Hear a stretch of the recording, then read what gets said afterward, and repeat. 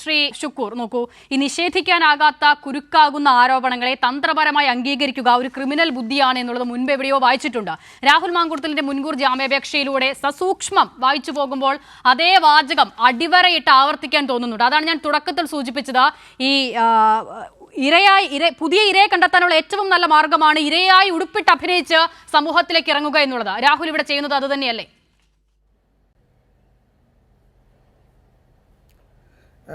അതിനു മുമ്പ് ശ്രീകുമാർ സാറും സജീവും പറഞ്ഞ കാര്യത്തിൽ ഒരു ചെറിയ രീതിയിൽ പ്രതികരിക്കാൻ തോന്നുന്നു. ശ്രീകുമാർ സാറ് പറയുന്നത് ഈ കേരളത്തിലെ രാഷ്ട്രീയ നേതാക്കളിൽ നേരത്തെ കേരള കോൺഗ്രസ് രൂപം കൊള്ളാൻ പോലും കാരണമായത് ഒരു സ്ത്രീയുമായി ബന്ധപ്പെട്ട് അന്നത്തെ ആഭ്യന്തരമന്ത്രി കാറിൽ യാത്ര ചെയ്ത സംഗതിയാണ്. അദ്ദേഹം മരണം വരെ അതിന് കാരണമായി എന്നാണ് പറയുന്നത്. കോൺഗ്രസ് രാഷ്ട്രീയക്കാരനായിരുന്നു. അത്രമാത്രം ഈ രാഷ്ട്രീയത്തിൽ പ്രവർത്തിക്കുന്നവർ ധാർമ്മികത പുലർത്തണമെന്ന് വിചാരിക്കുന്ന ഒരു സമൂഹമാണ് കേരളം.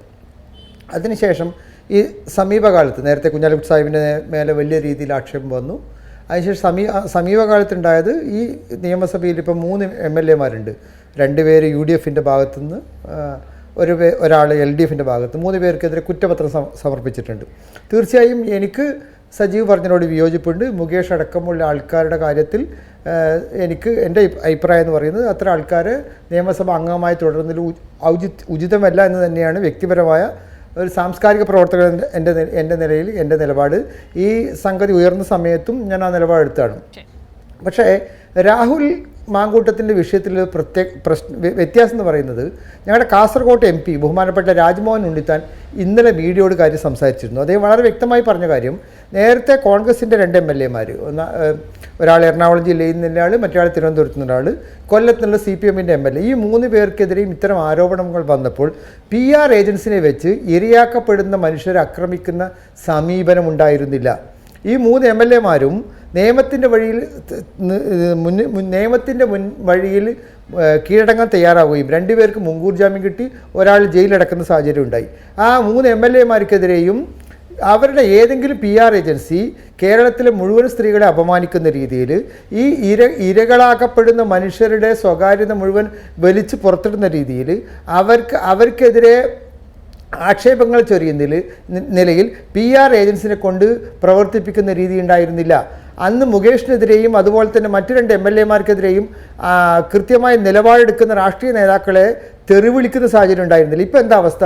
സോഷ്യൽ മീഡിയയിൽ കോൺഗ്രസിൻ്റെ ഡിജിറ്റൽ ടീമിൽപ്പെട്ട ആൾക്കാർ ബഹുമാനപ്പെട്ട പ്രതിപക്ഷ നേതാവിനെ, ഇന്നലെ രാജ്മോഹൻ ഉണ്ണിത്താൻ എന്ന് പറയുന്ന ഞങ്ങളുടെ കാസർഗോഡ് MP ധീരമായ രീതിയിൽ കോൺഗ്രസ് പാർട്ടിയുടെ നേതാക്കളിൽ നിന്ന് പ്രതീക്ഷിക്കുന്ന രീതിയിൽ, കോൺഗ്രസ് നേതാവ് എന്ന് പറയുന്ന നേരത്തെ PT ചാക്കോക്കെതിരെ ആക്ഷേപം വന്നപ്പോൾ ഉണ്ടായ അതേ കോൺഗ്രസ് പാരമ്പര്യം ഉൾക്കൊള്ളുന്ന നേതാവെന്ന നിലയിൽ കൃത്യമായ നിലപാടെടുത്തപ്പോൾ അദ്ദേഹത്തിൻ്റെ ഫേസ്ബുക്ക് പേജിൽ അദ്ദേഹത്തിന് നിരന്തരം തെറിവിളിക്കുകയാണ്. മുസ്ലിം ലീഗിൻ്റെയും കോൺഗ്രസിൻ്റെയും പ്രവർത്തകരാണ് ചെയ്തുകൊണ്ടിരിക്കുന്നത്. അപ്പോൾ VD സതീശിനെതിരെ കേക്കച്ചൻ എന്നാണ് വിളിക്കുന്നത്. അദ്ദേഹത്തിനെതിരെ 100 കണക്കിന് വീഡിയോകളാണ് കോൺഗ്രസിൻ്റെ പെയ്ഡ് ഏജന്റുമാർ ചെയ്യുന്നത്. ഇതാണ് ഇതിലെ വിഷയം. ഈ ബഹുമാനപ്പെട്ട ശ്രീകുമാർ സാർ ഒരു കാര്യം ശ്രദ്ധിക്കേണ്ടത്, നേരത്തെ ഇത്തരം ആരോപണം വന്ന ആൾക്കാർ PR ഏജൻസിനെ വെച്ച്, അവരുടെ പെയ്ഡായ ആൾക്കാരെ വെച്ച് ഇത്തരം ഒരു സമീപനം കേരളത്തിൽ ഉണ്ടായിരുന്നില്ല.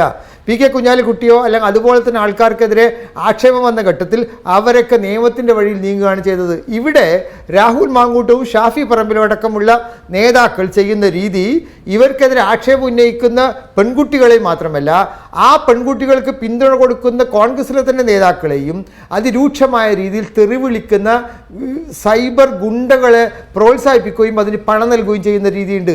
ഇത് വളരെ ഗുരുതരമായ പ്രശ്നമാണ്. നമ്മൾ ഗൗരവത്തിൽ ആലോചിക്കേണ്ട പ്രശ്നമാണ്. ധാർമ്മികതയുടെ മാത്രമല്ല, പെയ്ഡായിട്ട് രാഷ്ട്രീയ നേതാക്കൾ സൃഷ്ടിക്കുന്ന ഒരു സംസ്കാരത്തിലേക്ക് കോൺഗ്രസ് പാർട്ടി നീങ്ങുന്നത് അപകടകരമായ ഒരു സാഹചര്യമാണ്. ഇവിടെയാണ് നമ്മൾ മനസ്സിലാക്കേണ്ടത്. CPM ആയിക്കോട്ടെ, മുസ്ലിം ലീഗ് ആയിക്കോട്ടെ, BJP, അവരിൽ നിന്ന് വ്യത്യസ്തമായി ഈ പെയ്ഡ് സൈബർ ഗുണ്ടകൾ ഉപയോഗിച്ച് ഈ രാഹുൽ മാങ്കൂട്ടവും ഷാഫി പറമ്പിലും ഉണ്ടാക്കിയെടുക്കുന്ന ഈ ഡിജിറ്റൽ മേഖലയിലുള്ള മുൻകൈ കൊണ്ട് കേരളത്തിലെ ജനങ്ങളെ സ്വാധീനിക്കാമെന്ന് വിചാരിക്കുന്നത് തെറ്റാണ്.